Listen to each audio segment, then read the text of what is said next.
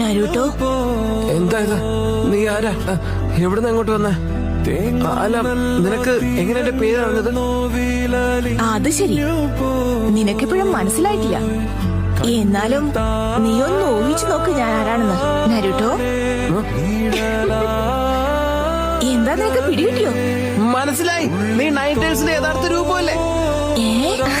ആ മിനാട്ടോ എന്നെ കുറിച്ചൊന്നും പറഞ്ഞിരുന്നില്ലേ? വല്ലാത്ത കഷ്ടം തന്നെ.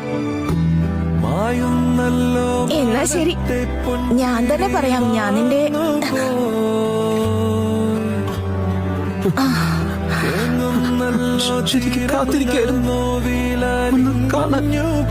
നീ ഇത്ര നേരം എന്താ പറഞ്ഞേ? അമ്മയെ നിനക്ക് ഇപ്പഴാ മനസ്സിലായതല്ലേ?